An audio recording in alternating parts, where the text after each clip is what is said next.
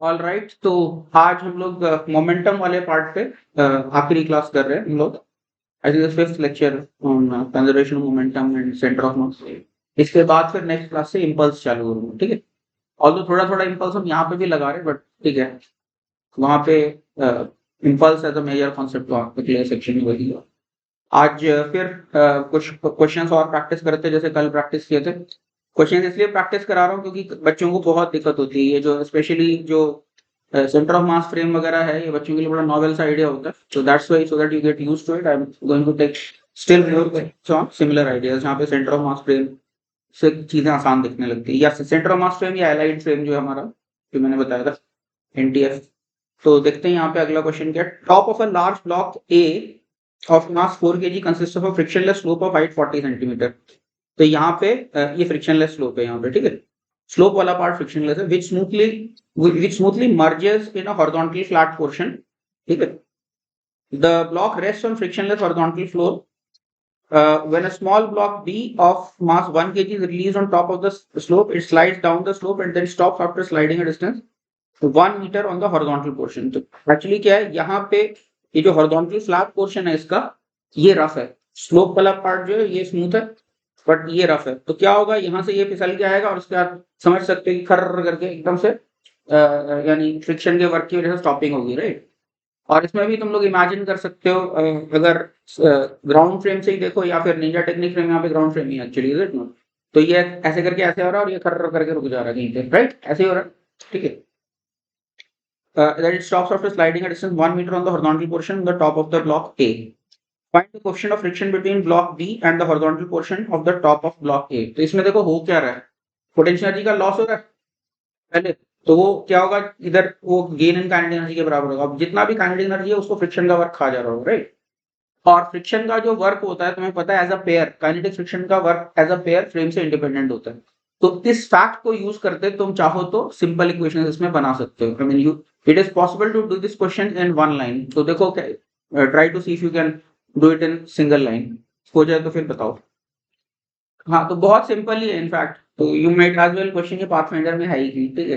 तो क्या है, we know that work done by friction pair is independent of the frame, so we might as well find it in frame of A। तो A के frame से निकाल लेते हैं, ठीक है। मतलब एक्चुअली क्या है, क्यों बच्चा इसमें कॉम्प्लिकेटेड सोच सकता है, उसको लगेगा कि ये ब्लॉक इतना गया तो इसके ऊपर अलग से फ्रिक्शन का वर्क निकालूं, फिर इसके ऊपर फ्रिक्शन का वर्क अलग से निकालूं। लेकिन तुम लोगों को तो पता है द फैक्ट, पेयर का वर्क इंडिपेंडेंट होता है, इसलिए तुम आसानी से कर सकते हो इसको, is it?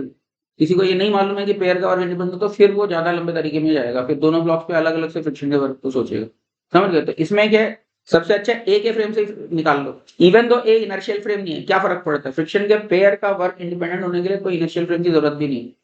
हर फ्रेम मतलब हर फ्रेम में इंडिपेंडेंट है, राइट। ठीक है, तो बस खत्म ही हो गया फिर। तो देखो, तो फ्रिक्शन का वर्क क्या होगा, ए के फ्रेम से देखोगे तो ए पे तो जीरो ही वर्क होगा, और बी के ऊपर कितना वर्क होगा, mu m g into displacement जो रखा, ठीक है। तो बस, तो mu into m B, mass of B को एम बी बोला, into g into L, L क्या स्लिट डिस्टेंस को बोला, sliding distance. That should be equal to वो जो भी पोटेंशियल एनर्जी इनिशियली एमजीएच था, तो सारे एमजीएच को ये फ्रिक्शन का वर्क आ गया, खत्म। तो बस आ गया, म्यू की वैल्यू क्या आ गई, H by L which is 0.4, ठीक है, जो कि ऑप्शन सी हो गया। समझ में आया कि नहीं, ठीक है। तो यहाँ पे की आइडिया एम्फोसाइज करने का ये है कि फ्रिक्शन का वर्क किसी भी फ्रेम में एज अ पेयर सेम होता है, and A is a good frame to work with for work of friction only, ठीक है ना। Okay, even though A is a non inertial frame, it doesn't matter, तब भी ए के frame से friction pair का जो वर्क है वही ग्राउंड फ्रेम से फ्रिक्शन पेयर का वर्क है, not with standing that A is a non inertial frame, doesn't matter. Clear है सभी को, आई बात समझ में। हाँ, ये क्वेश्चन बहुत बढ़िया, बहुत बच्चों का डाउट भी होता है, तो बहुत ध्यान से समझना। और रिड्यूस मास तुम लोग सीख चुके हो, तो रिड्यूस मास और इम्पल्स के आइडियाज लगा के इस क्वेश्चन को अच्छे से विजुलाइज कर सकते हो। मैंने तुम लोगों को बताया था ना इम्पल्स का आइडिया, याद है, स्प्रिंग ब्लॉक सिस्टम, दो ब्लॉक्स को स्प्रिंग से जोड़ा था, तो उसको मैंने इम्पल्स वाले तरीके से भी करना बताया था, है ना? एक फोर्स वाला था और एक ऐसे ही खाली वेलोसिटी वाला था, दोनों केसेस हमने इम्पल्स के आइडिया से भी देखे थे। तो अभी यहाँ पे क्या है, इस क्वेश्चन की उसी को विजुलाइज करने की प्रैक्टिस है। क्या क्वेश्चन है, पढ़ो। Small block rest on a flat bottom of a deep bowl that is placed on horizontal floor. तो यहाँ पे एक छोटा सा ब्लॉक है और ये जो है बोल के अंदर पड़ा हुआ है, ठीक है। फिर क्या, there is no friction between the block and the bowl as well as between the bowl and the floor. तो बोल और फ्लोर के बीच में भी कोई फ्रिक्शन नहीं है, और ब्लॉक और बोल के बीच में भी कोई फ्रिक्शन नहीं है, ठीक है। If the ball is given a horizontal velocity by a sharp hit, the block rises to a maximum height h. Pathfinder में ये जे की डायरेक्शन नहीं दिखा रखी, मैंने इंडिकेट करने के लिए ये दिखा दिया कि मान लेते हैं राइट की तरफ हिट किया है इसको, ठीक है। तो सोचो होगी क्या डायनामिक्स, अगर इसको राइट की तरफ हिट कर दिया है तो इन दोनों के एनटीएस पे अगर देखोगे तो क्या दिखेगा, ब्लॉक इधर आ रहा है और वो जो बॉल है ऐसे एक दूसरे को अप्रोच करते हुए दिखेंगे, राइट, एक दूसरे को अप्रोच करते हुए दिखेंगे और ये फिर बॉल की स्लांट के ऊपर ये चढ़ रहा होगा। समझ में आई बात की नहीं, ऐसे करके ऐसे चढ़ेगा और मोमेंटरीली रेस्ट पे आएगा, पूरा सिस्टम रेस्ट पे आएगा मोमेंटरीली, क्योंकि सीएम की हॉरिजॉन्टल वेलोसिटी तो जीरो ही और सीएम की जो हॉरिजॉन्टल वेलोसिटी और मेरे फ्रेम की वेलोसिटी तो सेम ही है, राइट। तो मोमेंटरी रेस्ट पे आएगा, उसके बाद फिर क्या होगा, फिर ये स्लाइड करके फिर ये दूर दूर जा रहे होंगे, अब क्या होगा, फिर ये दूसरे पे चढ़ेगा और फिर मोमेंटरी रेस्ट पे आएगा। समझ में आया कि नहीं, ये चलते रहेगा, बॉल लेफ्ट राइट होते रहेगा और वो चढ़ते रहेगा, फिर उतरेगा, फिर चढ़ेगा, फिर उतरेगा। समझ में आ रहा है किस तरह का मोशन होगा मोमेंटम कंजर्व करने के लिए, समझ गए, हमेशा वेलोसिटी की डायरेक्शन एक दूसरे के ऑपोजिट रहने वाली है। तो this is the dynamics that will happen, the ball will go in oscillatory motion, जो ब्लॉक प्लस बॉल सिस्टम है ये ऑसिलेट करते रहेगा पीरियोडिकली, ओके, ठीक है। हाँ, क्या लिखा, total mass of the ball and the block is m, ध्यान रखना कैपिटल M क्या है, कंबाइंड मास दिया है, ठीक है।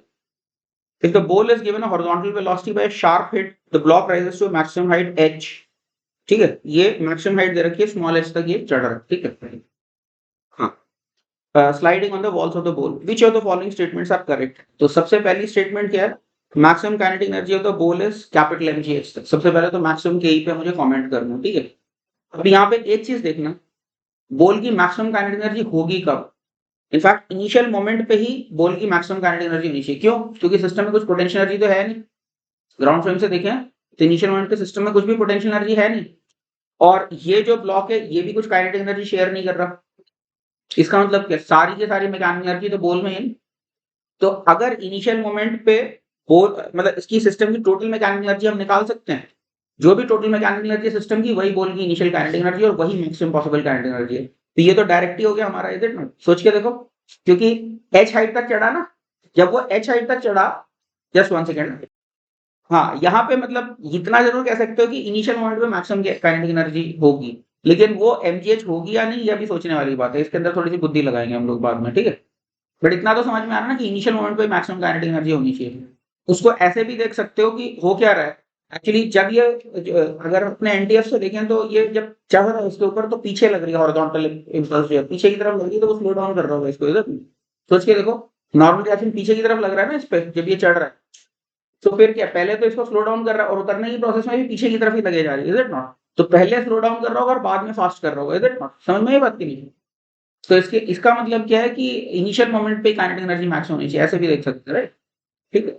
और क्या है लिखा मैंने, और क्या है देखो, अगला पार्ट है, if the ball is lighter than the block minimum kinetic energy the ball is zero. इसका मतलब क्या है, हमें कमेंट करना पड़ेगा कि क्या अगर बॉल ब्लॉक से लाइटर है तो रिवर्सल होगा कि नहीं होगा ग्राउंड फ्रेम से। रिवर्सल के ऊपर कैसे कमेंट करेंगे, अगर इसके ऊपर जो इंपल्स है इसके इनिशियल मोमेंट से ज्यादा होगी, रिवर्स इंपल्स, सोच के देखो रिवर्स इंपल्स कितनी होगी, अपने एनटीएफ पे देखो तो इनिशियली म्यू यू दिख रहा है मोमेंटम, अगर यू इसकी वेलोसिटी है बॉल की, तो रिलेटिव वेलोसिटी भी बॉल और ब्लॉक की यू हो जाएगी, राइट। तो initial relative momentum, initial momentum क्या दिख रहा है, म्यू यू दिख रहा है ना ब्लॉक का, और फाइनली जब ये चढ़ के ऊपर बैठ गया तो फिर जीरो हो गया मोमेंटम, राइट। उसके बाद फिर ये वापस आया तो म्यू यू पीछे की तरफ हो गया, इसका मतलब इसके ऊपर टोटल इंपल्स कितनी है, ट्वाइस म्यू यू है। आ रही बात समझ में कि नहीं, यानी चढ़ने और उतरने की प्रोसेस की total combined impulse twice mu you है। उसके बाद फिर उधर दूसरी साइड चढ़ेगा तो फिर घटना शुरू हो जाएगा, रिवर्स इंपल्स हो जाएगी, देखो।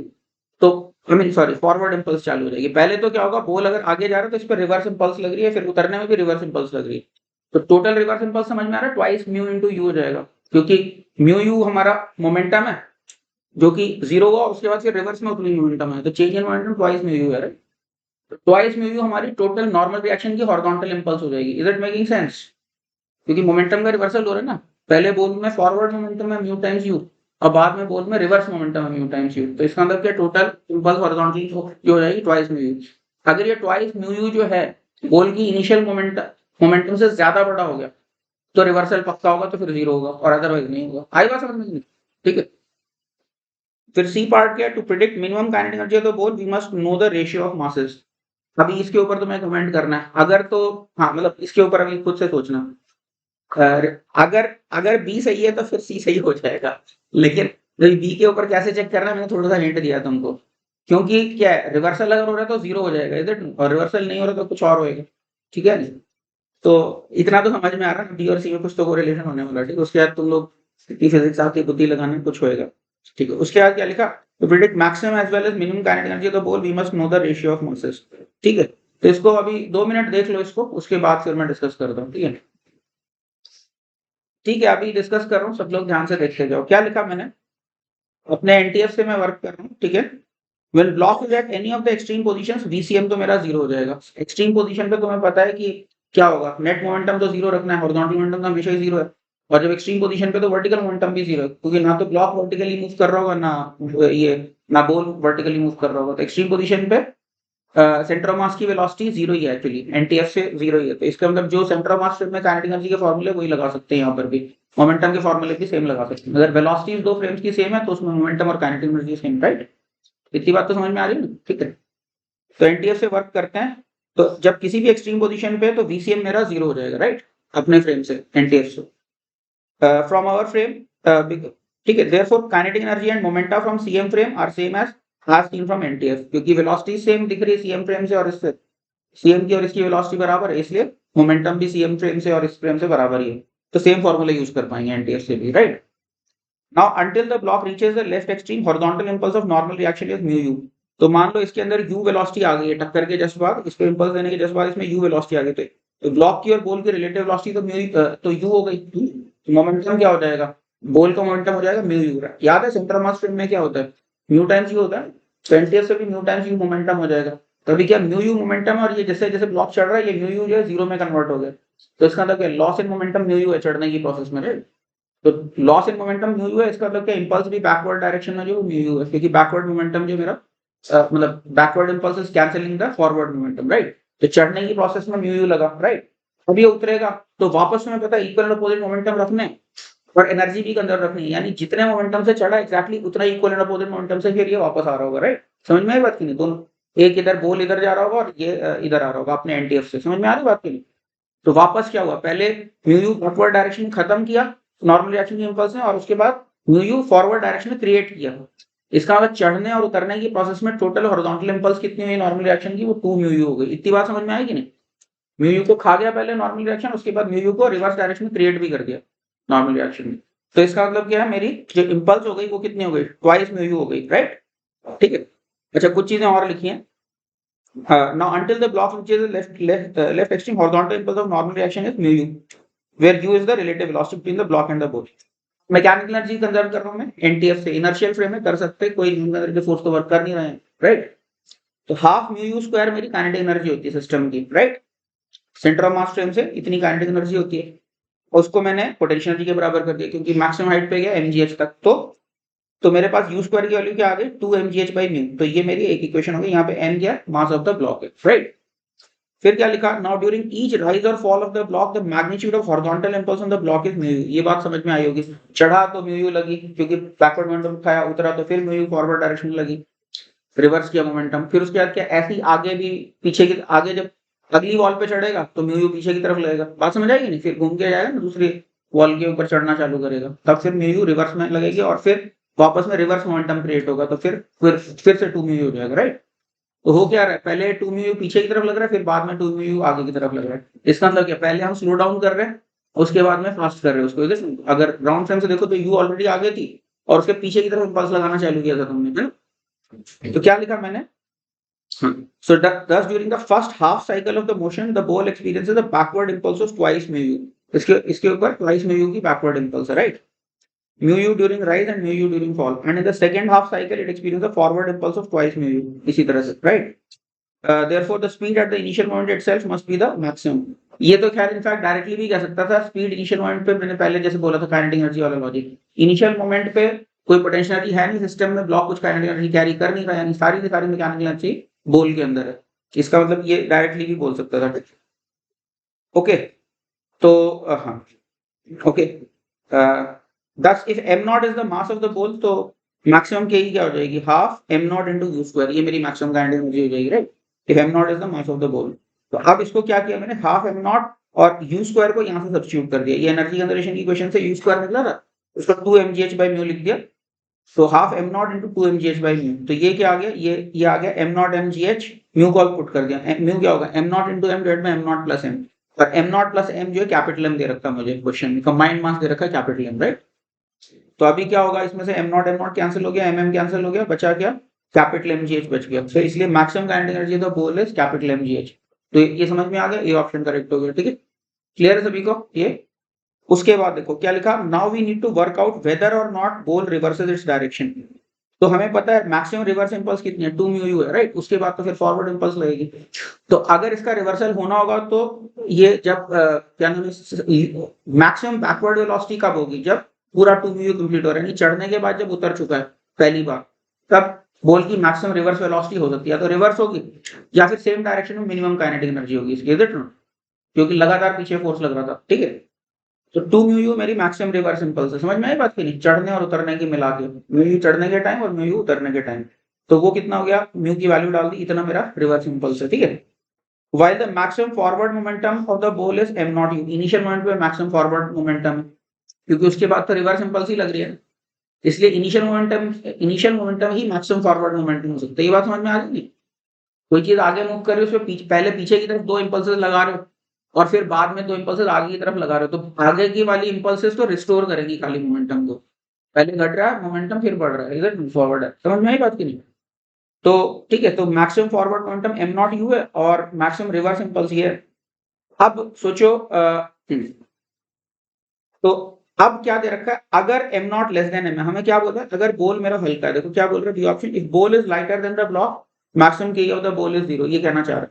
अब सोचो इन दोनों में से क्या चीज बढ़ी है, या तो फॉरवर्ड मोमेंटम बढ़ा है या फिर रिवर्स इंपल्स बढ़ी है। अगर रिवर्स इंपल्स फॉरवर्ड मोमेंटम से बढ़ी है तो फिर पक्का रिवर्सल होगा और बोल कभी ना कभी 0 एनर्जी में पहुंचेगा, तो यही लिखा है if m naught is less than m, यानी कि बोल अगर मेरा ब्लॉक से हल्का है तो J reverse upon M not u, J reverse upon initial momentum कर रहा हूं, इनका रेशियो देख रहा हूं पता करने के लिए कौन सा बड़ा है, तो वो क्या हो जाएगा, एम नॉट से डिवाइड करोगे तो 2m upon M naught plus m आएगा, राइट। अब m जो है एम नॉट से बड़ा है तो ये फैक्टर जो है मेरा 1 से बड़ा हो जाएगा, ठीक है? इसका मतलब क्या, रिवर्स इंपल्स ज्यादा बढ़ी है, रिवर्स इंपल्स ज्यादा बढ़ी है तो इसका मतलब क्या है, रिवर्सल होगा इसका बोल, ठीक है। तो फिर क्या, द बोल मस्ट रिवर्स इस direction and must pass through 0 velocity, इसलिए बी मेरा करेक्ट है, बी यही बोल रहा है कि वो 0 वेलोसिटी से पास करेगा, right? समझ में आया कि नहीं। और सी पार्ट क्या है, सी पार्ट था कि मिनिमम काइनेटिक एनर्जी जानने के लिए हमें रेशियो ऑफ मासेस पता होना चाहिए, तो सही बात है, क्योंकि हाँ, तो क्या लिखा सी पार्ट में, टू नो मिनिमम के we need to know whether or not ball reverses direction, और वो इस बात पर डिपेंड करता है कि रेशियो ऑफ मासेस कितना है, इज इट नॉट, तो which depends on the ratio of masses, therefore to know minimum kinetic energy of the bowl mass ratio must be will be required, तो इसलिए सी भी मेरा करेक्ट है। इनफैक्ट अगर mass ratio पता है तो मैं एक्जैक्टली भी निकाल सकता हूँ मिनिमम काइनेटिक, क्योंकि रिवर्स इंपल्स पता है, फॉरवर्ड मोमेंटम पता है, forward momentum minus reverse impulse that will give you the least forward momentum, and that will also corresponds to least forward kinetic energy, यानी kinetic energy तो खैर scalar होती है but least kinetic energy, reversal तो हो नहीं रहा, तो लीस्ट फॉरवर्ड मोमेंटम में तभी लीस्ट काइनेटिक एनर्जी है, अगर रिवर्सल नहीं हो, समझ में आई बात की।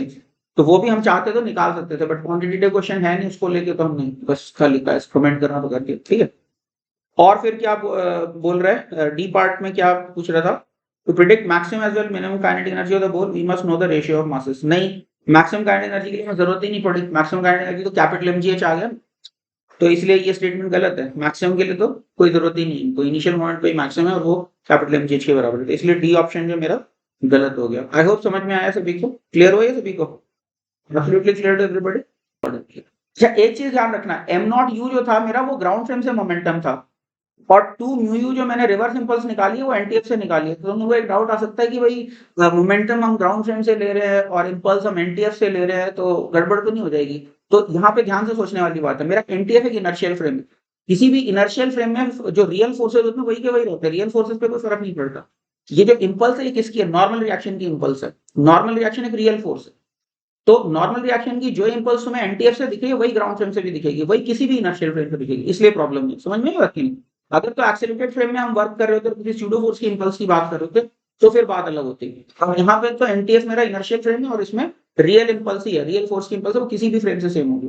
तो एम नॉट यू में से हम अगर माइनस कर रहे हैं एनटीएफ से दिखने वाली इंपल्स, तो चार्ज गुड है ग्राउंड फ्रेम से दिखने वाली इंपल्स माइनस कर। I hope that is making sense, no doubt नहीं, क्लियर है, ठीक।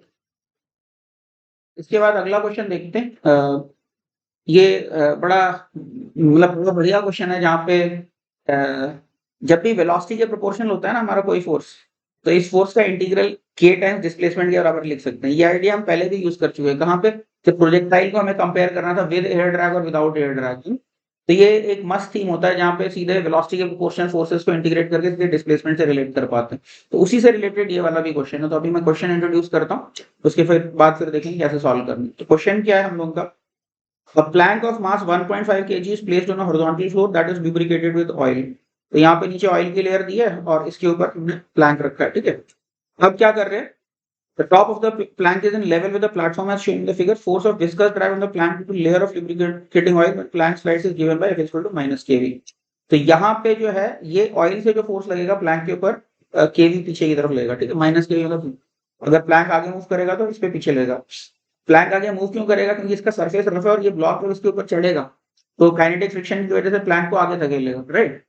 और उस प्रोसेस में इसके ऊपर पीछे की तरफ विस्कस ड्रैग लगेगा। और क्या होगा उसके बाद? फिर काइनेटिक फ्रिक्शन की वजह से आगे फिसलते फिसलते कभी ना कभी जाके प्लैंक के रिलेटिव रेस्ट पे आ जाएगा, ठीक है। तो फिर हमें पूछा होगा कि प्लैंक जो है मैक्सिमम टोटल कितना डिस्टेंस ट्रैवल करेगा। इस तरह से रिलेटेड हमारा क्वेश्चन होना चाहिए। क्या है? Aware F is in newton, ये मेरा विस्कस ड्रैग फोर्स दिया हुआ, ठीक है। v is the velocity of the plank in meter per second and k is 2 kg per second। वो डेटा दे रखा है आपको, ठीक है। Small block of mass 0.5 kg lands from the platform on the plank with velocity 10 meter per second. ये 10 meter per second से Planck के ऊपर आगे भागता हो, ठीक है। Okay, and after sliding some distance on the plank the block stops on the plank. तो ये लिखा तो नहीं है, रफ है, बट ऑब्वियसली स्टॉप हो रहा है। इसका मतलब क्या है? रफ होगा सरफेस तभी वो रुक गया, इज इट? ये हमको दिया होगा। तो अब क्या पूछ रहा है? How far does the plank slide on the floor. Plank जो है फ्लोर पे मैक्सिमम कितनी दूर जाएगा, ये हमें पूछा हुआ। समझ गए? तो होगा क्या? प्लैंक के अंदर अगर कुछ मोमेंटम आ भी गया, जब ब्लॉक स्टॉप हो गया उसके बाद भी कुछ मान लो मोमेंटम है, लेकिन उसके बाद विस्कस ड्रैग की वजह से क्या वो मोमेंटम कम कम कम कम होते होते कहीं ना कहीं पार्टिकल जो है रेस्ट पे आएगा। अब तुम लोगों को इसमें एक डाउट आ सकता है कि अगर मान लो किसी पार्टिकल का motion e to the power minus t के साथ चल रहा है, velocity e to the power minus t type की है, तो वेलोसिटी जीरो तो टी इक्वल टू इंफिनिटी पे होगी, तो फिर डिस्टेंस ट्रैवल फाइनाइट कैसे आ सकता है? बिल्कुल आ सकता है। कोई जीपी है, इनफाइनाइट जीपी भी है, तो उसका सम जो है फिर भी फाइनाइट आ ही सकता है, इज इट नॉट? तो बेशक उसके टर्म्स जो है टाइम के साथ कम होते जा रहे हैं, ठीक है। समझ में आई बात? तो something like that is happening. इसलिए बेशक स्टॉपिंग टाइम इनफिनिटी आए, डिस्टेंस तुम्हारा फिर भी फाइनाइट आ ही सकता है, इज इट? ठीक है। तो सबसे पहला पार्ट तो ये कि how far does the plank slide on the floor, ठीक है। तो इसमें क्या करो, सिस्टम एज अ होल पे तुम इंपल्स मोमेंटम इक्वेशन लगा सकते हो। Impulse I mean net external, पहले F इक्वल टू ma को ही सोच लो, इंटीग्रेट कर सकते हो directly. External net external force equal to mass times acceleration को इंटीग्रेट कर लेंगे, ठीक है। तो उससे क्वेश्चन 21 हो जाएगा। उसके बाद फिर पहले 21 करते हैं, उसके बाद फिर 22 में इंट्रोड्यूस करता हूँ। हाँ करो, ट्राई करो, ठीक है। अभी ध्यान से देखना, मैं फर्स्ट पार्ट डिस्कस करने वाला हूँ, यानी क्वेश्चन 21 डिस्कस करने वाला हूँ। क्वेश्चन 21 में देखो क्या होगा। इस सिस्टम पे जब एक बार ब्लॉक इस पे चढ़ गया तो ब्लॉक प्लस प्लैंक के ऊपर एक्सटर्नल फोर्स माइनस केवी है, इसके अलावा कुछ नहीं है, राइट? ठीक है। और मुझे पता है एफ एक्सटर्नल क्या होता है, सिग्मा एम आई ए आई होता है। अब अगर मैं इसको इंटीग्रेट कर दूं तो एफ एक्सटर्नल डी टी क्या हो जाएगा, सिग्मा एम आई ए आई का इंटीग्रल डेल्टा वी आई हो जाएगा। टाइम के रिस्पेक्ट में दोनों तरफ इंटीग्रेट करता हूं तो sigma M I delta we आई हो जाएगा। अब मान लो फाइनली तो क्या होगा, फाइनली तो प्लैंक के ऊपर ब्लॉक अगर रुक गया तो प्लैंक प्लस ब्लॉक दोनों कॉमन वेलोसिटी किसी वी से मान लो चल रहे हैं लेफ्ट से, ठीक है। तो मैंने क्या लिखा, हाँ तो क्या लिखा, प्लैंक प्लस ब्लॉक सिस्टम के लिए माइनस केवी डी क्या हो जाएगा, वो चेंज इन मोमेंटम के बराबर होगा। इनफैक्ट कॉमन वेलोसिटी से क्या चल रहा है, फाइनली तो जाके प्लैंक भी रुक ही जाएगा कहीं ना कहीं जाके, इनफाइनाइट टाइम तक कहीं तो रुकेगा नहीं। तो माइनस केवी डी ये क्या हो गया, एक्सटर्नल फोर्स का integral, right? F external d समझ में आया कि नहीं?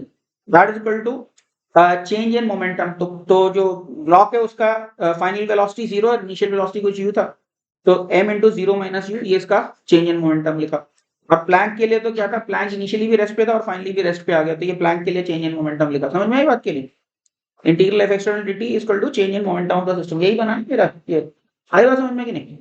अब ये देखो अब क्या मस्त काम हो रहा है, इंटीग्रल केवी dt क्या हो जाएगा, माइनस के एस ही हो जाएगा, इधर। तो minus K S equal to minus M u आ गया, ठीक है नहीं? तो हमें कुछ जरूरत ही नहीं पड़ी कि फ्रिक्शन कोएफिशिएंट कितना है या कितने डिस्टेंस के बाद रुक रहा है वो प्लैंक पे, कुछ भी जरूरत ही नहीं है इसकी। डायरेक्टली हम टोटल डिस्टेंस ट्रैवल सीधे ही निकाल सकते हैं। तो क्या आ गया, s equal to m u by k आ गया। है समझ में? ठीक है। तो ये बस ये कैलकुलेट करोगे तो 2.5 मीटर आ जाता है, ठीक है। आया समझ में? ठीक है। अगला पार्ट इसका देखते हैं। अगला पार्ट क्या है, which of the following graphs best describes the relation between magnitude of frictional force F between the plank and the block and the plank with time t। मैं ये पूछा है कि फ्रिक्शन जो है वो टाइम के साथ कैसे वेरी करेगा, इनमें से कौन सा ग्राफ बेस्ट है। तो इसमें देखो एक चीज समझ में आती है, जब तक काइनेटिक फ्रिक्शन है तो कांस्टेंट रहने वाला है, राइट। और उसके बाद फिर प्लैंक प्लस ब्लॉक के अंदर जो भी कुछ मोमेंटम होगा उस मोमेंटम से आगे चल रहे होंगे, डिसेलरेट कर रहे होंगे। तो ये ग्राफ तो ये बोल रहा है कि उस टाइम तो फ्रिक्शन लग रहा है, उसके बाद फ्रिक्शन लग ही नहीं रहा है। ये तो गलत ही ऑब्वियसली, क्योंकि जब ये रुक गया तब प्लैंक में अगर कुछ भी वेलोसिटी, सोच के देखो उसके पहले क्या होगा, प्लैंक के अंदर आगे की तरफ वेलोसिटी बढ़ती जा रही है। ध्यान से समझना मेरी बात, जब तक प्लैंक और ब्लॉक के बीच में काइनेटिक फ्रिक्शन है, ब्लॉक प्लैंक के रिलेटिव आगे फिसल रहा है और प्लैंक की वेलोसिटी बढ़ती जा रही है, प्लैंक की वेलोसिटी बढ़ती जा रही है, इसका मतलब क्या, केवी एक तो पीछे की तरफ लग रहा है उस पर, और एक फ्रिक्शनल फोर्स आगे की तरफ लग रहा है। इसका मतलब क्या, मेरा जो पीछे की तरफ विस्कस ड्रैग है वो काइनेटिक फ्रिक्शन से छोटा होगा, तभी तो स्पीड बढ़ रही होगी। बात समझ आ रही है कि नहीं। काइनेटिक फ्रिक्शन जो आगे की तरफ लग रहा है नीचे प्लैंक पे, और विस्कस ड्रैग पीछे की तरफ लग रहा है माइनस केवी, इनमें से कौन सा फोर्स बढ़ रहा है, काइनेटिक फ्रिक्शन बढ़ा है विस्कस ड्रैग से। इतनी बात समझ में आ रही है कि नहीं। ठीक है, ठीक है, क्योंकि तभी तो मेरी प्लैंक की स्पीड बढ़ रही है ना, नहीं तो बढ़ती कैसे स्पीड प्लैंक की। ठीक है, तो इतनी बात तो समझ में आ रही है कि viscous drag is smaller than the kinetic friction until slipping is happening. उसके बाद क्या हो रहा है, उसके बाद भी विस्कस ड्रैग तो लग रहा है, लेकिन अभी प्लैंक स्लो डाउन होना शुरू हो जाएगा, इज इट नॉट। क्योंकि देखो ब्लॉक और प्लैंक इकट्ठे मिलकर स्लो डाउन हो रहे हैं ना उसके बाद। इसका मतलब क्या, उसके बाद जो है खाली प्लैंक का एफपीडी देखते हो तो उसमें फॉरवर्ड डायरेक्शन में कुछ फ्रिक्शन लग रहा होगा, वो अभी विस्कस ड्रैग से छोटा होना चाहिए, तभी तो डिसेलरेट कर रहा है। तो इसका मतलब क्या है, जब तक स्टॉपिंग नहीं हुई तब तक kinetic friction was more than the viscous drag, और जब स्टॉप हो गया उसके रिलेटिव तो static friction is less then the viscous drag. समझ में आ रही बात की नहीं। तो इसका मतलब क्या है, फ्रिक्शन जो होगा डिसकंटीन्यूअस ग्राफ होगा, यानी कुछ कांस्टेंट वैल्यू होगा काइनेटिक फ्रिक्शन, उसके बाद सडनली मेरा ड्रॉप होना चाहिए कुछ, है ना। अब ड्रॉप तो होना चाहिए, लेकिन ड्रॉप वाले दो ग्राफ दिख रहे हैं मुझे, इतनी बात समझ में आ रही है। सी में भी ड्रॉप हो रहा है, डी में भी ड्रॉप हो रहा है। तो इस क्वेश्चन को मैंने उठाया इसलिए क्योंकि बच्चों को बहुत कंफ्यूजन रहता है कि सी करेक्ट है या डी करेक्ट है। ठीक है, तो हाँ, तो सोचना चाहोगे खुद से। चलो ठीक है, सोचो। हाँ, सी और डी में डिस्टिंग्विश करने के लिए वैल्यूज की तुम्हें जरूरत पड़ेगी। तो वैल्यूज क्या है देख लो एक बार ट्राई करने के लिए। प्लैंक का मास 1.5 kg है और के 2 kg पर सेकेंड है और वेलोसिटी 10 मीटर पर सेकेंड है और मास 0.5 kg। चार डेटा है इसमें। प्लैंक का मास, विस्कस ड्रैग में के, और स्पीड ऑफ द ब्लॉक और मास ऑफ द ब्लॉक 0.5, 1.5 और ये 10 मीटर पर सेकेंड और 2 kg पर सेकेंड। ठीक है, आप ट्राई करो। ठीक है, अभी मैं इसको डिस्कस कर रहा हूँ। देखो मैंने क्या लिखा, before the block comes to rest related to the plank friction is more than the viscous drop because the plank was accelerating. Plank accelerate होने के लिए जरूरी है कि म्यू एम जी जो है वो केवी से बड़ा हो, नहीं तो प्लैंक एक्सेलरेट कैसे करेगा। ठीक है नहीं। तो इसका पहले तो काइनेटिक फ्रिक्शन जो लग रहा है वो मेरा इससे बड़ा है विस्कस ड्रैग से। After block stops related to the plank starts decelerating. उसके बाद प्लैंक का डिसेलरेशन चालू हो जाए, क्योंकि कंबाइंडली डिसेलरेट ही कर रहे हैं ना, पीछे की तरफ विस्कस ड्रैग लग रहा होगा, right. Therefore, friction must become smaller than kV। इसका मतलब बाद में फ्रिक्शन मेरा kV से छोटा हो जाएगा, बट नॉट जीरो। जीरो तो नहीं होगा डिसेलरेट कर रहा तो, ठीक है। Because the block is also decelerating with the plank, तो जीरो फ्रिक्शन से वो पॉसिबल नहीं है, ब्लॉक और प्लैंक इकट्ठे अगर डिसेलरेट करे। Therefore, A and B are ruled out। तो ये दोनों ग्राफ तो रूल्ड आउट है, क्योंकि ये फीचर यहाँ पे दिख नहीं रहा है, इज इट नॉट। ठीक है, फ्रिक्शन को ड्रॉप होना पड़ेगा। ठीक है, फ्रिक्शन पहले kV से बड़ा था और बाद में kV से छोटा, तो इसका अंदर ग्राफ तो डिस्कंटिन्यूअस ही होना चाहिए फ्रिक्शन का, राइट। तो यहाँ तो एकदम जीरो ही कर दिया, ये तो इसलिए रूल्ड आउट, और यहाँ पे कोई डिस्कंटिन्यूटी नहीं दिख रही इसलिए रूल्ड आउट है, राइट। ठीक है, okay. Now let us see how to distinguish between C and D. C और डी के बीच में हम डिस्टिंग्विश करते हैं। मान लेते हैं let F be the friction just after slipping stops. Slipping stop होगा उसके बाद फ्रिक्शन को मैंने मान लिया एफ है। अब कंबाइंड डिसेलरेशन मान लो ए है, तो मैं क्या लिख सकता हूँ, केवी कंबाइंड बॉडी के लिए इक्वेशन लिखी, तो KV equal to M plus M into A. Decelerate कर रहा है और कंबाइंड अगर एक्सटर्नल होते तो केवी लग रहा है उस टाइम पे, तो KV equal to M plus M into A. और फ्रिक्शनल फोर्स क्या हो जाएगा, खाली ऊपर वाले बॉडी का अगर देखते friction force is M into A. आप इन दोनों को डिवाइड कर दो तो एफ अपॉन केवी क्या आ गया, एफ अपॉन केवी आ गया m upon m plus m, right. ये क्या आ गया 0.5 अपॉन 1.5 प्लस 0.5, मासेस डाल दिए, एम 0.5 केजी दे रखा था और ये 1.5 केजी दे रखा था। तो यानी क्या है, बाद में जो फ्रिक्शनल फोर्स है वो विस्कस ड्रैग का 1/4 है, इज इट नॉट। ठीक है क्या नहीं, विस्कस ड्रैग का 1/4 है, ओके। और अभी तो फ्रिक्शनल फोर्स इज 1/4 केवी। तो इसका मतलब क्या, friction force should drop to 1/4 time the value of the viscous drag. तो यानी फ्रिक्शन फोर्स में अच्छा खासा हमारा ड्रॉप होना चाहिए, राइट। ठीक है, तो इससे सी ऑप्शन मेरा रूल आउट हो रहा है इसमें, क्योंकि इतना ज्यादा हमको इसका ड्रॉप नहीं दिख रहा है। ठीक है, तो इसलिए मेरे पास only correct option is D. ठीक है, that's the only correct option is D. समझ में आया कि नहीं। ठीक है, क्लियर। आगे समझ में सभी को? नेक्स्ट क्वेश्चन देखते हैं, ये बहुत बच्चों का डाउट रहता है, बहुत ही अच्छा प्रॉब्लम है, तो इसको अभी डिस्कस करते हैं हम लोग। क्या क्वेश्चन है? Ends of three light identical rods, each of length L are connected to a light pivot. यहाँ पे क्या लाइट पिवट दे रखा है, पेन जॉइंट जैसा समझ सकते हो, तीनों रॉड्स का आपस में, ठीक है। और रॉड्स तीनों की तीनों लाइट हैं, तो लाइट रॉड्स जब होती हैं और दो ही जगह पे कनेक्टेड होती हैं, तो तुम्हें पता है रॉड के अलोंग होता है टेंशन हमेशा, ठीक है नहीं। इनफैक्ट एक तरफ भी अगर पिन जॉइंट दे दोगे तो रॉड के अलोंग ही टेंशन होगा तीनों रॉड्स में, ठीक है, क्योंकि लाइट है, मासलेस रॉड है, मैंने बताया होगा ना, मासलेस रॉड के अलोंग से टेंशन होगा अगर पिवट इस तरह से किया हुआ एक तरफ। ओके, तो क्या दिया है, तीनों रॉड्स का मास मासलेस है तीनों, और लेंथ तीनों की एल है, और पिवट किया हुआ बीच में। At the other ends of the rod, three particles A, B, C of masses m, 2m and 3m respectively are affixed. तो यहाँ पे ये m मास लगाया, ये 2m मास लगाया, यहाँ पे 3m मास लगाया, और बीच में पिवट है, समझ गए। अब क्या किया, initially the rods are coplanar, angle between any two rods adjacent rods is 120 degree and the particles are at rest. Now the particle C is given a velocity u perpendicular to the rod connected to it. अब क्या किया, particle C के ऊपर मैंने इस तरफ इस direction में सडनली स्पीड दे दी u, ओके, ठीक है, perpendicular to the rod connected to it and in the plane of the rods as shown in the figure. Ignore the gravitational interaction between the particles. अब क्या पूछा है, 23rd question में पूछा है, denoting the acceleration vectors of the particles A, B, C by AA, AB and AC respectively, which of the following conclusions can you make? इनके एक्सेलरेशंस को AA vector, AB vector और AC वेक्टर बोला, और पूछा इन चारों में से कौन सा हम कंक्लूजन ड्रॉ कर सकते हैं। तो अभी यहाँ पे एक चीज देखो, इस सिस्टम के अंदर अगर रॉड्स प्लस पार्टिकल्स को मैं अगर सिस्टम मान लूं, तो क्या कोई भी एक्सटर्नल फोर्स है सिस्टम पे? कुछ भी नहीं, कोई एक्सटर्नल फोर्स नहीं है सिस्टम पे। देयर इज नो ग्रेविटी, जो भी है आपस में रॉड्स का इंटरेक्शन फोर्स है, और कोई बाहर से तो हमने एक बस वेलोसिटी देके छोड़ दिया, वेलोसिटी देने के बाद तो कोई वेलोसिटी देने के प्रोसेस में कुछ फोर्स भले ही लगाया होगा, लेकिन उसके बाद तो कोई एक्सटर्नल फोर्स नहीं है ना। और एक्सटर्नल फोर्स नहीं है इसका मतलब सेंटर ऑफ मास का एक्सेलरेशन 0 होना चाहिए उसके बाद, राइट। और सेंटर ऑफ मास का एक्सेलरेशन क्या होता है, सिग्मा एम आई ए आई होता है, राइट। समझ में आ रही बात कि नहीं? तो sigma M I A I by sigma M I होता है, in fact sigma M I A I by sigma M I होता है, बट अगर वो 0 तो इसका क्या, सिग्मा एम आई ए आई भी तो 0 ही होना चाहिए, इज इट नॉट? तो खत्म हो गया फिर तो फर्स्ट पार्ट का सही हवाने दीजिए इसको, है ना।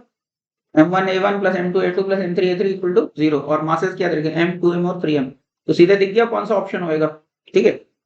तो क्या हो जाएगा तुम्हारा m into a A plus 2m into a b plus, तो क्या आ जाएगा, m कैंसिल करोगे तो ये आ जाएगा A A plus 2ab plus 3ac is equal to 0, ठीक है। तो यही लिखा है, क्या लिखा मैंने इसका सोल्यूशन में, since there is no external force on the system therefore acceleration cm of the system must be 0, thus ma plus mb plus mc ac is equal to 0। तो बस m अब वैल्यूज डाल दो, तो बस ये सी ऑप्शन आ गया मेरा, m कैंसिल कर दो तो सी ऑप्शन आ गया, ठीक है। ये तो चक से हो गया हम लोगों का, ठीक है। सेकेंड पार्ट जो है वो बहुत इंटरेस्टिंग है, ठीक है, सेकेंड पार्ट बहुत ही इंटरेस्टिंग है। तो क्या क्वेश्चन है सेकेंड में, what are the moduli of acceleration vectors of particles A B and C immediately after the particle C is given a velocity u। C को जब वेलोसिटी u दे दिया, उसके बाद ए बी और सी के क्या एक्सेलरेशंस होंगे, इसके ऊपर हमें कमेंट करना है, ठीक है। तो यहाँ पे एक चीज दिख रही है कि टेंशन तो ऐसे ऐसे करके लग रहा होगा, ये चीज समझ में आ रही है कि टेंशन तीनों इक्वल होंगे, मासलेस पार्टिकल है, मासलेस पार्टिकल है तो उसके ऊपर नेट फोर्स 0 होना चाहिए, तो इतना तो समझ में आ रहा है, तीनों टेंशन बराबर है, ठीक है। इसके बाद भी अच्छी खासी बुद्धि लगेगी इसमें, इक्वेशन सॉल्व करने में कॉम्प्लिकेटेड हो सकती है थोड़ी, but just try to make some good equations. क्या करो, पिवट का कुछ एक्सेलरेशन ए एक्स और ए वाई मान लो ग्राउंड फ्रेम से, ठीक है। पिवट का कुछ एक्सेलरेशन ए एक्स और ए वाई ले लो, और इनकी एक्सेलरेशन कुछ वो आप इसके बाद को से दिमाग लगाओ, ठीक है, ट्राई करो। मैं फिजिकल सिचुएशन दोबारा से समझा रहा हूँ, just in case there is any doubt what is going on. 3 rods हैं, 3 रॉड्स के एंड पॉइंट पे सोचो छोटे छोटे होल्स होंगे, उन तीनों होल्स के थ्रू एक पेन पास करके तीनों को कनेक्ट कर दिया हॉरिजॉन्टल प्लेन में, ठीक है। तीनों रॉड्स को 120 डिग्री पे हमने ऐसे अरेंज किया हुआ है, और तीनों रॉड्स के एंड्स पे बॉब्स हमने वेल्ड किए हुए, दूसरे एंड पे वेल्डेड बॉब्स, ठीक है। मासेस क्या है, m 2m और 3m, ठीक है। रॉड्स की लेंथ कितनी है, l ईच। फिर क्या किया, इसमें से जो 3m वाला जो दिख रहा था c को मैंने फ्लिक किया u स्पीड से, यानी फ्लिकिंग के जस्ट बाद इन दोनों बॉब्स की स्पीड 0 थी और c की स्पीड u थी। उसके बाद हमको कमेंट करना है इस पार्ट में कि एक्सेलरेशंस क्या क्या होंगे तीनों बॉब्स के, समझ में आई बात की नहीं? I hope the situation is clear, ठीक है। सोचो अभी, ठीक है, इसको जल्दी से डिस्कस करते हैं। I want everybody's full attention, समझ में आएगा। इक्वेशंस दिखा दूंगा, सॉल्व करके फिर आंसर आ जाता है। पहले इक्वेशन देख लो कैसे बनाए। पहले तो देखो वेरिएबल्स कैसे इंट्रोड्यूस किया, तो इतना समझ में आता है कि ये मासलेस पॉइंट है, मासलेस पॉइंट पे नेट फोर्स हमेशा 0 होना चाहिए। तीनों रॉड जो है 120 पे लगी हुई हैं, ठीक है। इसका मतलब क्या, इन तीनों फोर्सेस को बराबर होना चाहिए, तीनों टेंशन को बराबर होना पड़ेगा, नहीं तो लामीज थ्योरम सेटिस्फाई नहीं होगी, राइट। तो इसमें टेंशन रॉड में टी मान लिया, इसमें भी टी मान लिया, तो इसमें भी टी टेंशन होगा। इतनी बात समझ में आई। अब इन ब्लॉक्स के ऊपर देखो, ये जो भी बॉब्स हैं इनके ऊपर तो खाली टेंशन टी लग रहा है, तो इसके एक्सेलरेशन क्या होंगे, इनवर्स रेशियो ऑफ मासेस में होंगे। तो इसका एक्सेलरेशन ए माना तो इसका a/2 हो जाएगा, तो इसका a/3 हो जाएगा, ठीक। अब मैंने क्या किया, जो पिवट है, पिवट का एक्सेलरेशन ax और ay मान लिया, ठीक है। अब क्या कह सकता हूं मैं, पिवट के फ्रेम से इसका एक्सेलरेशन तो u²/L इधर दिख रहा है, राइट। पिवट के फ्रेम से इसका एक्सेलरेशन 0 दिख रहा हो, क्यों, इसका लोकस क्या सर्कल है, लेकिन वेलोसिटी 0 पिवट के रिलेटिव इनिशियली। तो इसका इनिशियल रिलेटिव एक्सेलरेशन 0 दिख रहा है पिवट के रिलेटिव, और इसका भी पिवट के रिलेटिव एक्सेलरेशन 0 दिख रहा है, और इसका क्या दिख रहा है, u²/L दिख रहा है मुझे just after the hit, right. क्या लिखा, since the rods are massless the tension must be along the rods, also since the joint is massless net force on it must be 0, therefore by Lami's theorem all the three tensions must be equal and the acceleration must be in the inverse ratio of masses। इतनी बात समझ में आ चुकी है सबको, ठीक है।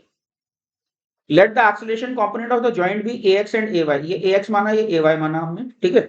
last showing the figure now from the joint frame centripetal acceleration of a and b 0 है। joint के फ्रेम से अगर हम देखते हैं तो इसका सेंट्रीपिटल एक्सेलरेशन 0 है, इसका भी सेंट्रीपिटल एक्सेलरेशन 0 है, समझ में आई बात की, ठीक है। ओके, ठीक है। And that of C is, C का एक्सेलरेशन क्या, u²/L है जॉइंट के फ्रेम से। तो बस अब इन्हीं इक्वेशंस में a, ax और ay मेरे पास तीन अननोन्स है, उसमें तीन इक्वेशंस तीन रिलेटिव एक्सेलरेशंस की बन जाएंगी, राइट। तो क्या किया, सबसे पहले a के लिए क्या लिखा, a के लिए देखो, a के लिए इसका एक्सेलरेशन इधर a है, और इधर क्या है इसका ax cos 30 plus ay sin 30 है, राइट, या ay cos 60। तो क्या लिखा, a minus ax cos 30 minus ay sin 30 is equal to 0। समझ में आई पहली इक्वेशन, ठीक है। इसी तरह से अभी b के लिए लिख रहा हूं, तो b के लिए क्या दिख रहा है, इसका एक्सेलरेशन इस तरफ कितना दिख रहा है, a/2 and plus ay, right. तो क्या लिखा मैंने, a/2 plus ay equal to 0, ये सेकंड इक्वेशन आ गई b के लिए, राइट। ऐसे c के लिए देखेंगे तो c के लिए रिलेटिव एक्सेलरेशन को u²/L करना है, तो c के लिए क्या लिखे, इसका एक्सेलरेशन a/3 है ग्राउंड फ्रेम से, और उधर से क्या दिख रहा है, ax का क्या आएगा जो भी है, तो a/3 plus ax cos 30 minus ay sin 30। समझ में आ रहा है। एक्चुअली ये ज्योमेट्री से देखोगे तो ये एंगल भी 30 डिग्री दिखेगा, दिख रहा है, ये देखोगे तो ये एंगल भी 30 दिख रहा है, तो ax का तुम्हारा cos 30 आएगा, और ay का देखोगे तो sin 30 आएगा, राइट। तो ये मेरा क्या है, ये u²/L है। अब ये तीन इक्वेशन का सिस्टम है, तो इसमें तीन अननोन्स हैं ax, ay और a, तो तीनों के लिए सॉल्व कर पाएंगे। सॉल्व करोगे तो ax की वैल्यू जो आ जाती है तुम्हारी 5√3 u²/L आती है, ay आता है, हालांकि पूछे नहीं है मुझे, सिर्फ a की वैल्यू पूछी है, तो a की वैल्यू 6 u²/11L आती है। मतलब a b और c के पूछे हैं, तो लेकिन a का अगर आ गया तो बाकी तो उसका 1/2 और 1/3 करते हैं, देखो। तो बस, तो करेक्ट ऑप्शन क्या आ गया, इसका 1/2 और इसका 1/3 कर दिया, तो मेरे करेक्ट ऑप्शन ये वाला आ गया, सी ऑप्शन, ठीक है। आया समझ में सभी को। इसके बाद अभी लास्ट क्वेश्चन देखते हैं, उसके बाद फिर आज के लिए स्टॉप करेंगे। इसके बाद last question for today, quickly इसको करते हैं। क्या क्वेश्चन है, two identical small balls a and b each of mass small m are connected by light inaccessible cord of length L are placed on a frictionless horizontal floor। तो ये दो balls हैं, ठीक है, इनको कनेक्ट कर दिया मैंने किसी स्ट्रिंग से, और उसके बाद क्या किया, इस बॉल को मैंने यूज वेलोसिटी दे दी, ठीक है। तो अभी क्या होगा, तुम्हें पता है सेंटर ऑफ मास तो वर्टिकली राइज करेगा, क्यों, हॉरिजॉन्टल फोर्स तो कुछ है ही नहीं सेंटर ऑफ मास पे, तो सेंटर ऑफ मास राइज करेगा तो वर्टिकली राइज करेगा, यहाँ पे mg की वजह से राइज कर सकता हूँ, ठीक है। तो होगा क्या, ये ऐसे करके ऐसे राइज करेगा, सच दैट सेंटर ऑफ मास एकदम वर्टिकली जा रहा है, और ये तो बॉल्स हॉरिजॉन्टली पास पास आ रही होंगी, राइट। तो होते होते क्या है, कभी इस तरह से करके ऐसा कुछ सिचुएशन बनेगा, ये ऐसे करके ऐसे पहुंच चुका होगा, उस थीटा एंगल बन रहा होगा, और तब हो सकता है ये उठने की वर्ज पे हो, ठीक है। तो उसी से रिलेटेड मेरा क्वेश्चन है, क्या पूछा है, with what velocity u must the ball be projected vertically upward so that the ball a leaves the floor। तो इसमें अंडरस्टूड है, यानी बोला नहीं है इसमें, बट मिनिमम वेलोसिटी पूछ रहा है कि मिनिमम कितनी स्पीड से इसको लॉन्च किया जाए कि ये फ्लोर से कांटेक्ट छोड़ दे, ठीक है। एक्सेलरेशन ऑफ फ्री फॉल जो है मैं g दिया हुआ, ठीक है। तो इसको कैसे करना है अभी ध्यान से देखते जाओ। टाइम थोड़ा शॉर्ट है इसलिए हम डायरेक्टली डिस्कसिंग, ठीक है, अदरवाइज मतलब शॉर्ट टाइम दे सकता था सॉल्विंग के लिए, बट ठीक है अभी देख लो इसको, will just discuss it directly. तो क्वेश्चन में मैंने क्या मान लिया, इसको सॉल्व करने के लिए मैंने क्या किया, ये उठने की कगार पे कभी ना कभी तो होगा, it will be at the some point of time be at the verge of, ठीक है, verge of leaving contact with the ground. उस टाइम पे सेंटर ऑफ मास का एक्सेलरेशन क्या होगा, g डाउनवर्ड। सोच के देखो, क्योंकि डाउनवर्ड एक्सटर्नल फोर्स क्या हो जाएगा 2mg, 2 mg upon F external upon total mass, उस टाइम पे सेंटर ऑफ मास का एक्सेलरेशन क्या होगा, जी डाउनवर्ड होगा। इतनी बात समझ में आ रही। और सेंटर ऑफ मास फ्रेम से अगर हम देखेंगे तो दोनों की इक्वल एंड अपोजिट वेलोसिटीज होनी चाहिए। क्यों? क्योंकि सेंटर ऑफ मास मेरा जीरो मोमेंटम फ्रेम है। तो मैंने क्या इंट्रोड्यूस किया, मैंने कहा कि बी की वेलोसिटी मान लो इस तरफ है सेंटर ऑफ मास फ्रेम से, और ए की वेलोसिटी उतनी इक्वल एंड अपोजिट इस तरफ है, ठीक है। और किसी थीटा एंगल पे now it is eight the verge of leaving contact, ऐसा मैंने माना। वेरिएबल समझ में आया कैसे इंट्रोड्यूस किया मैंने, ठीक है। तो क्या लिखा, let the contact be lost at an angle theta with the speeds of the block in CM frame are as shown in the figure. At this instant acceleration of CM must be g downward. ये बात तो समझ में आ गई थी, जी downward क्यों होगा, ठीक है। हाँ, because normal reaction just zero हुआ और फिर 2 mg नीचे लग रहा है, नॉर्मल रिएक्शन तो जस्ट जीरो हो गया, तो 2 mg लग रहा है, 2 mg अपॉन m 2m करोगे तो जी डाउनवर्ड है सेंटर मास का एक्सेलरेशन, फ्री फॉल, ठीक है। Now FBD from the low of the lower ball from the ground frame. अब ये ग्राउंड फ्रेम से अगर लोअर बॉल को देखते तो ये जस्ट उठने की कगार पे, तो अगर ये टेंशन टी है तो टी साइन थीटा जो है वो mg के बराबर होना चाहिए, ठीक। When it is just eight the verge of lifting of, T sine theta को मैंने क्या कर दिया, mg के बराबर लिख दिया। आई बात समझ में। फिर क्या लिखा, note that from CM frame gravity and pseudo force cancel each other. CM frame से देखो तो mg और स्यूडो फोर्स भी mg के बराबर है, तो वो कैंसिल हो गया, तो इट्स एज गुड एज की फ्री स्पेस में चालू हुई है, ठीक है, ओके। हाँ, also horizontal acceleration from CM frame must also be also horizontal, CM frame से acceleration जो horizontal होना चाहिए, मतलब ये कहना चाह रहा हूँ कि horizontal acceleration नहीं होना चाहिए, acceleration from the CM frame जो इनका क्या लिखा, एक सेकंड देना। अच्छा, ये सेंटेंस मैंने पूरा प्रॉपर्ली पढ़ा नहीं था। मैं क्या कह रहा हूँ, सेंटर ऑफ मास फ्रेम से जो हॉरिजॉन्टल एक्सेलरेशन दिखेगा वही मेरा ग्राउंड फ्रेम से भी हॉरिजॉन्टल एक्सेलरेशन दिखेगा। क्यों? क्योंकि सेंटर ऑफ मास में कोई भी हॉरिजॉन्टल एक्सेलरेशन नहीं है, ये कहना चाह रहा हूँ, ठीक है। तो क्या लिखा इसके बाद, हाँ, तो 10 for the lower ball, lower ball के लिए देखो सेंटर ऑफ मास फ्रेम से हॉरिजॉन्टल एक्सेलरेशन कितना दिखेगा, सेंटर ऑफ मास फ्रेम से इसका एक्सेलरेशन क्या दिख रहा है, v स्क्वायर अपॉन l/2 दिख रहा है, राइट। तो इसका हॉरिजॉन्टल क्या हो जाएगा, v square upon l/2 into cos theta, इसका हॉरिजॉन्टल एक्सेलरेशन हो जाएगा। तो ग्राउंड फ्रेम से भी यही हो जाएगा हॉरिजॉन्टल एक्सेलरेशन, ठीक है कि नहीं। जो सीएम फ्रेम से हॉरिजॉन्टल एक्सेलरेशन होगा वही ग्राउंड फ्रेम से भी हॉरिजॉन्टल एक्सेलरेशन होगा, क्योंकि सीएम के अंदर कोई भी हॉरिजॉन्टल एक्सेलरेशन नहीं है। बात समझ आ रही है। सीएम जो है वर्टिकली एक्सेलरेटेड है जी से, इनफैक्ट जी डाउनवर्ड एक्सेलरेशन है उसका, राइट। तो इसलिए क्या लिखा मैंने, अब इसका हॉरिजॉन्टल एक्सेलरेशन क्या हो गया, v square upon l/2 into cos theta times mass. तो mass times horizontal acceleration should be equal to horizontal force, तो ये t cos थीटा के बराबर होना चाहिए, राइट। तो इससे मेरे पास सेकंड इक्वेशन ये आ गई, mv, ये समझ गए, horizontal mass times horizontal acceleration equal to t cos theta. तो इन दोनों इक्वेशंस से मैं क्या कर सकता हूं, इन दोनों इक्वेशंस को में से क्या करो, t को एलिमिनेट कर दो, तो तुम्हारे पास क्या आ जाता है, v स्क्वायर की वैल्यू आ जाती है gl अपॉन 2 sin थीटा। यानी अगर कॉन्टैक्ट छूटना है थीटा एंगल पे तो v स्क्वायर की value gl upon 2 sin theta होनी चाहिए। इतनी बात समझ में आई। अब क्या है, अब मेरे को मिनिमम पॉसिबल स्पीड से इसको ऊपर उछालना है, तो यानी मिनिमम पॉसिबल मैकेनिकल एनर्जी से मेरे को काम करना है। तो मिनिमम पॉसिबल स्पीड मतलब मिनिमम पॉसिबल मैकेनिकल एनर्जी। अब क्या करूंगा, इस पोजीशन में टोटल मैकेनिकल एनर्जी लिखूंगा और उसको मिनिमाइज कर दूंगा थीटा के रिस्पेक्ट में। और मैकेनिकल एनर्जी में लिखने के लिए मुझे क्या देखना पड़ेगा, मुझे सेंटर ऑफ मास फ्रेम में वेलोसिटीज पता है, सेंटर ऑफ मास की खुद की भी वर्टिकल वेलोसिटी होगी और उसके अलावा कुछ पोटेंशियल एनर्जी भी है, राइट। तो वो और ऐड करने पड़ेंगे, तो मेरे पास टोटल मैकेनिकल एनर्जी आएगी, राइट। क्या लिखा, now ball A has no vertical velocity related to the ground, ठीक है। बॉल ए जस्ट लीविंग की कगार पे है, तो वर्टिकल वेलोसिटी तो कुछ है ही नहीं बॉल की।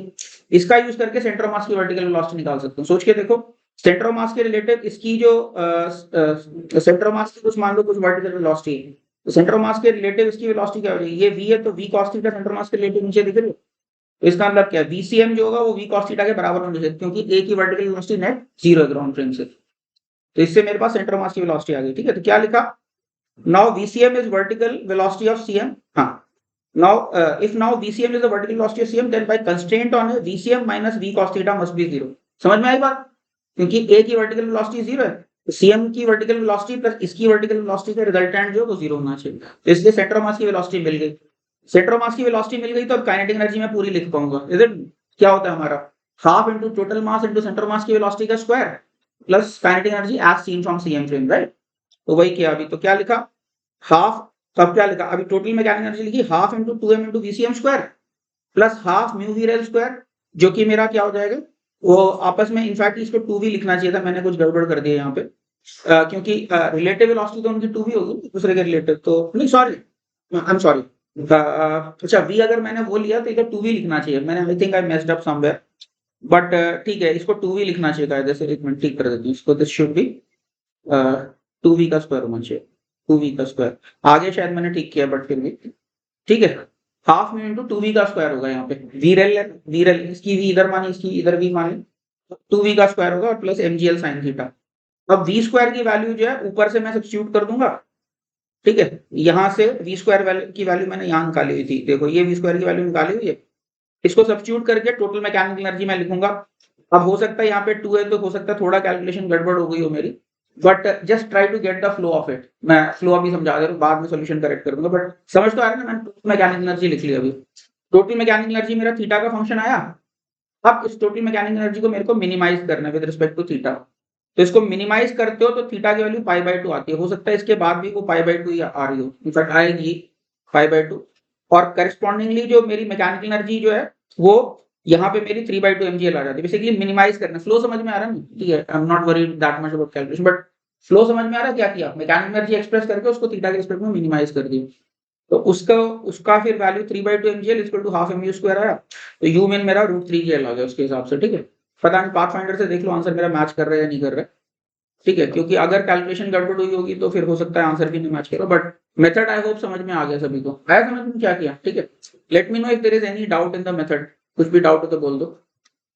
हाँ, तो मेरा आंसर इसलिए फाइनली इसलिए मैच कर रहा है क्योंकि एक्चुअली मैंने इसका सॉल्यूशन पहले किया हुआ था कहीं पे, तो उसमें से कुछ इक्वेशंस मैंने उसी सॉल्यूशन से ली हुई हैं, इसलिए हो सकता है मेरा आंसर मैच कर रहा हो, बट समझ तो आ रही है ना बात करा क्या, ठीक है। ओके, हाँ अभी कुछ डाउट है तो बोल दो इस क्वेश्चन में, ठीक है। तो आज मेरा पर्पस यही था कि थोड़ा सा और तुम लोगों को जंगल दिखाऊं क्या है सेंटर ऑफ मास का, कंजर्वेशन मोमेंटम का, ठीक है। तो कल की क्लास और आज की क्लास सिर्फ प्रैक्टिस क्लास थी हम लोगों की, खूब सारे प्रॉब्लम्स की है, make sure you understand all the problems, कोशिश करो अपने हाथ से फिर से निकालो सारी प्रॉब्लम्स जो मैंने यहाँ पे सॉल्व करके दिखाई हैं। टोटल 10 प्रॉब्लम्स हुई हैं, शायद कल 5 प्रॉब्लम्स थी, आज फिर 5 प्रॉब्लम्स करीब की हैं, 5 या ऐसे जो भी। तो ये सारी 10-11 प्रॉब्लम्स जो है अपने हाथ से एक बार निकालो, तो फिर थोड़ा कमांड आ जाएगा तुम लोगों को कैसे अलग अलग फ्रेम्स में काम करना है, ठीक है। अब नेक्स्ट क्लास जब भी होगी हम लोग की, नेक्स्ट क्लास में हम लोग इम्पल्स मोमेंटम थ्योरम हम लोग देखेंगे, impulse momentum theorem and then collisions, ठीक है। Alright, thank you.